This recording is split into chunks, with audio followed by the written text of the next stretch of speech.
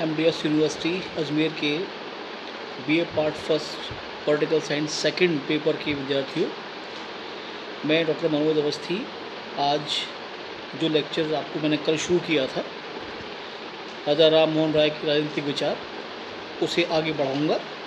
मैं SPC government college Ajmer में political science का एसोसिएट प्रोफेसर हूँ।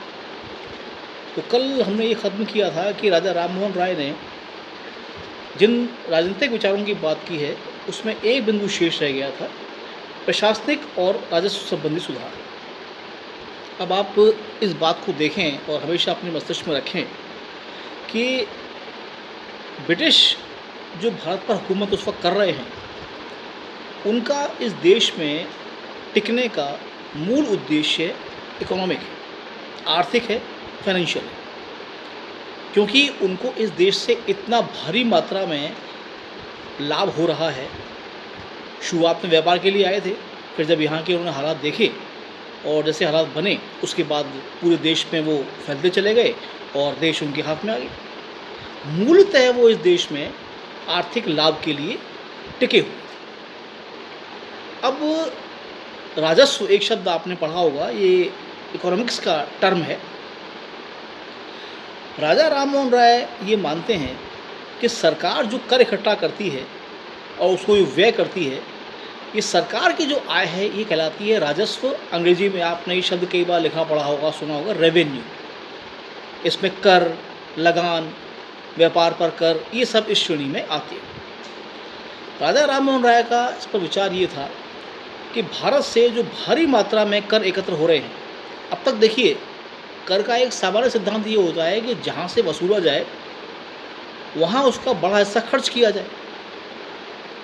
लेकिन उस वक्त स्थितियाँ ये हैं भारत की कि रेवेन्यू या राजस्व इकट्ठा तो यहाँ से हो रहा है, लेकिन उसका बहुत बड़ा हिस्सा ब्रिटेन अपने उन खर्चों पर लगा रहा है जिसका भारत से सीधा या अप्रत्यक्ष कोई संबंध नहीं है। मैं आपको एक उदाहरण देता हूँ कि वो एक यूरोप की महाशक्ति है और दुनिया में उसके कई देशों में साम्राज्य भी हैं, कई जगह संघर्ष भी चल रहे हैं।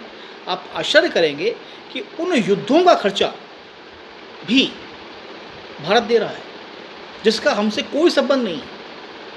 राजा राम मोहन राय का कहना ये था, जो उन्होंने अपना विचार दिया, कि भारत से जो भारी मात्रा में ब्रिटिश सरकार लगान इकट्ठा कर रही है, क्योंकि इस देश में आप देखिए आज जब गरीबी का स्तर ये है तो उस ज़माने में क्या रहा होगा।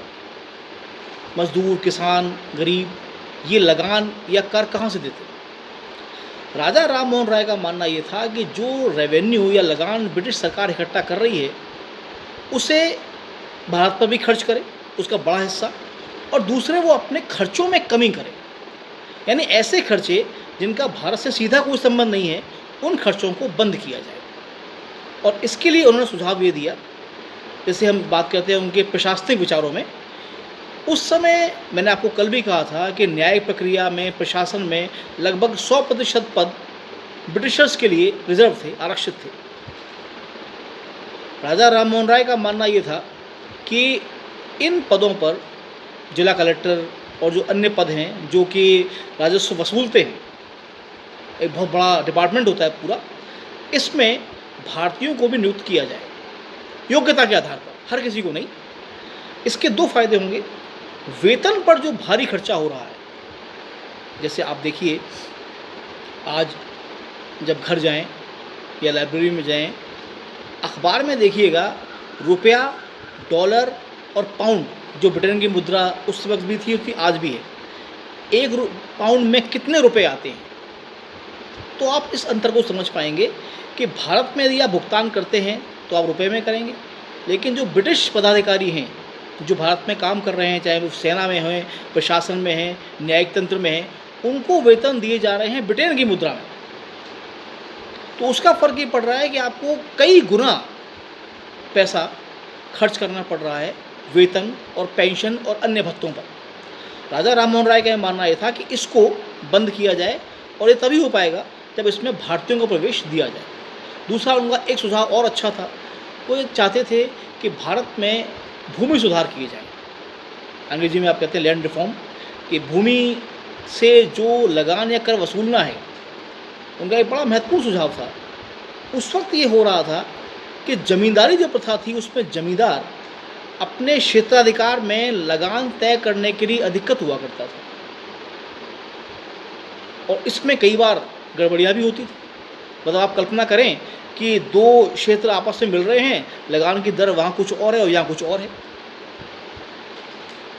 राजा राम मोहन राय का सुझाव ये था कि लगान तय करने का अधिकार ब्रिटिश सरकार अपने हाथ में ले, ये इन जमींदारों के हाथ में ना।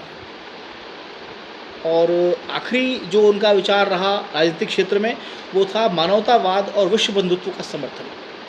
देखिए, वो पूर्ण मानवतावादी है। इसका आशय ये है कि चाहे निवासी भारत का हो, अफ्रीका का हो, ब्रिटेन का हो, फ्रांस का हो, जर्मनी का हो या किसी अन्य देश का, मनुष्य बराबर हैं, मानव सब जगह बराबर हैं। अतः वो समान आचरण, समान सद्व्यवहार, समान अधिकार और समान कर्तव्यों की अपेक्षा रखता है। सरकारों का रवैया उनके प्रति ऐसा नहीं होना चाहिए कि वो किस जाति का है या किस धर्म का या किस मज़हब का है।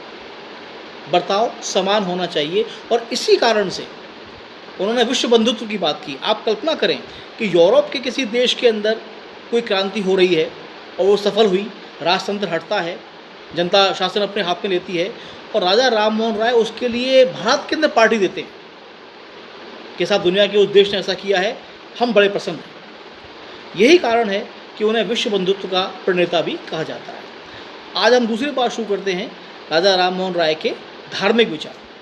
तो देखिए, इसके अंदर पहला जो बिंदु है वो है अद्वैतवाद का समर्थन। अब ये अद्वैत जो है, ये एक फिलॉसफी की टर्म है, दर्शन शास्त्र का बिंदु है। इसका आशय ये है कि दो सत्ताएं नहीं हैं, ईश्वर और आत्मा एक ही हैं। कई धर्म, कई मज़हब, कई संस्कृति ऐसा मानते हैं,